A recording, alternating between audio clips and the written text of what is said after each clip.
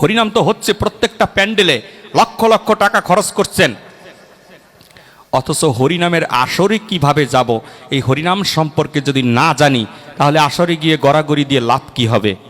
16 নাম 32 অক্ষর পেলাম। এই 16 নাম 32 অক্ষরের মধ্যে মাত্র 3টা নাম।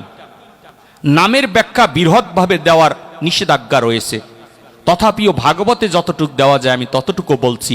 এই হরিনামের মধ্যে মাত্র 3টা নাম, একটা হচ্ছে হরে, কৃষ্ণ এবং রাম। এই 3টা নাম ব্যবহার করা হয়েছে। 3টা নামের মধ্যে হরে হচ্ছে 8 বার, কৃষ্ণ হচ্ছে 4 বার, রাম হচ্ছে 4 বার। হরে শব্দের অর্থ হরা শব্দ থেকে নেওয়া হয়েছে। এই হরা শব্দের অর্থ হচ্ছে ব্রজগোপী। এই ব্রজগোপীদের মধ্যে শ্রেষ্ঠ গোপী যেহেতু শ্রীমতী রাধারানী, তাই হরেকে রাধা নামে আখ্যায়িত করা হয়েছে।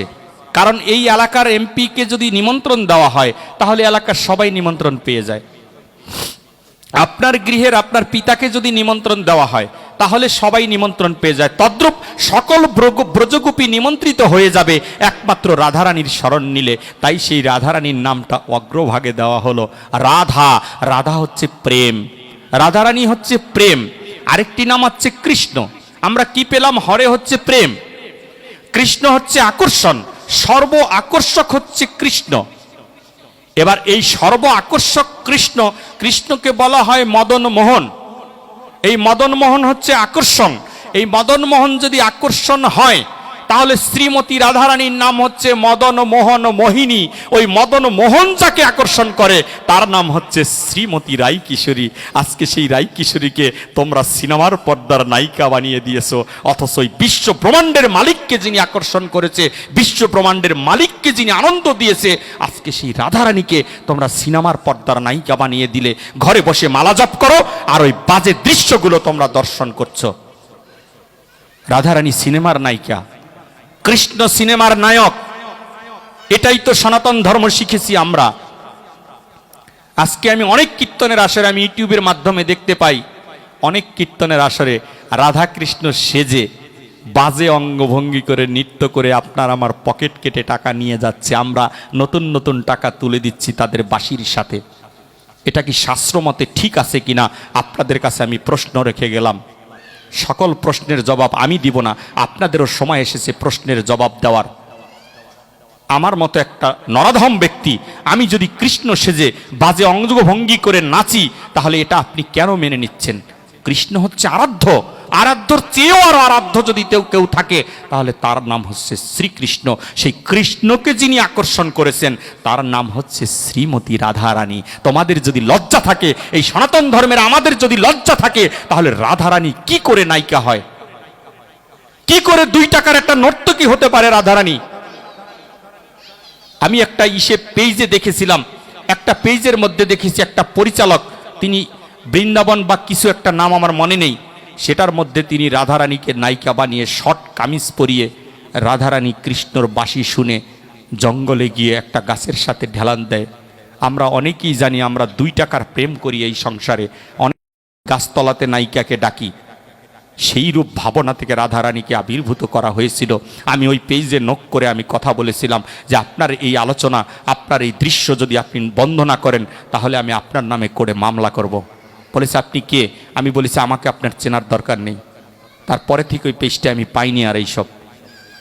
কেন আমরা প্রতিবাদ করছি না? যা পাচ্ছি তাই দেখছি, যা পাচ্ছি তাই খাচ্ছি। কি হরিলুট একদম লেগে গিয়েছে সনাতন ধর্মের মধ্যে, তাই না? অথচ কত কষ্ট করে এই হরিনাম এসেছে দেখুন। সেই কষ্ট দিয়ে হরিনাম গাথা, এই হরিনাম কষ্টের হরিনাম। এই হরিনাম 2 টাকায় আমরা পাইনি। এই হরিনাম যদিও এই জীব ফ্রিতে পেয়েছে, কিন্তু হরিনাম কিন্তু এমনি এমনি আসেনি। এই হরিনামের জন্য ব্রহ্ম হরিদাস, শ্রীল নামাচার্য হরিদাস ঠাকুর, এই হরিদাস ঠাকুর এই নামাচার্যের উপাধি পেয়েছে। তাহলে হরিদাসকে আমাদের জানার দরকার নেই? যখন গৌর সন্ন্যাসে চলে যায়, সন্ন্যাসে যাওয়ার আগে এই হরিদাস ঠাকুর এবং নিত্যানন্দ মহাপ্রভুর কাছে এই হরিনামকে রেখে যায়। কিভাবে? একটি শ্লোকের মাধ্যমে। শোনো শোনো নিত্যানন্দ, শোনো হরিদাস, 2 জনকে বললেন, 64 মহন্তের মধ্যে 2 জন। শোনো শোনো নিত্যানন্দ, শোনো হরিদাস, মোর এই আজ্ঞা করহ প্রকাশ। আজ্ঞা শব্দের অর্থ ইচ্ছা। মোর এই আজ্ঞা করহ প্রকাশ, প্রতি ঘরে ঘরে গিয়া করো এই ভিক্ষা। ভিক্ষা মানে কি? আমাকে চাল দাও, ডাল দাও, এটাকে ভিক্ষা বলেনি। শ্রীকৃষ্ণ শ্রী অর্জুনকে, অর্জুন বলেছিলেন আমি প্রয়োজনে ভিক্ষা মেখে খাবো। কোন ভিক্ষা? এই ভিক্ষা ওই চাল ডালের অভাবে ভিক্ষা করার ভিক্ষার কথা অর্জুন বলেনি।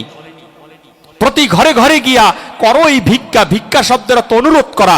ভিক্ষা শব্দের অর্থ তুমি এই জিনিসটা গ্রহণ করো, এই জিনিসটা ভালো, অনুরোধ করা। প্রতি ঘরে ঘরে গিয়া করো এই ভিক্ষা, বল কৃষ্ণ কহ কৃষ্ণ, করো কৃষ্ণ শিক্ষা। এই শ্লোক যেদিন গৌর বললেন, সেদিন আর কেউ না জানলেও তার প্রাণের ভাই শ্রীমন নিত্যানন্দ মহাপ্রভু জেনেছিলেন গৌর আর থাকবে না নবদ্বীপে। যারটা জানে তার মনেই তো জানে, অন্য কেউ আর জানে না। আজকে আমি সর্বপ্রথমে রিটনদার কথা বলেছিলাম। এই রিটনদা যে সংসারের ধন, যেই সংসারে এসেছে ওনার মতো ভক্ত, যাদেরটা হারিয়েছে তারাই তো বুঝবে কি হারালাম। এই দুঃখের কথা আমরা কেউ বুঝতে পারবো না। কোনো কিছু দিয়েই এই জায়গাটা পূরণ করা সম্ভব নয়। আজকে যার ভাই হারিয়েছে সেই বুঝবে ভাই কাকে বলা হয়। কারণ এটা সনাতন ধর্ম। সনাতন ধর্ম শিক্ষা দিয়েছে, রামচন্দ্র আদর্শবান রাজা ছিলেন। এই রামচন্দ্র শিক্ষা দিয়েছেন ভ্রাতার সম্পর্ক কেমন হতে পারে। রামচন্দ্র যখন বনবাসে যায়, ভরত তখন রাজা হওয়ার কথা ছিল। ভরতকে রাজার রাজত্বে বসার জন্য ডেকেছিলেন।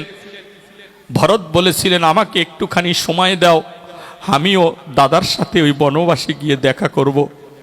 এটার নাম হচ্ছে ভাই।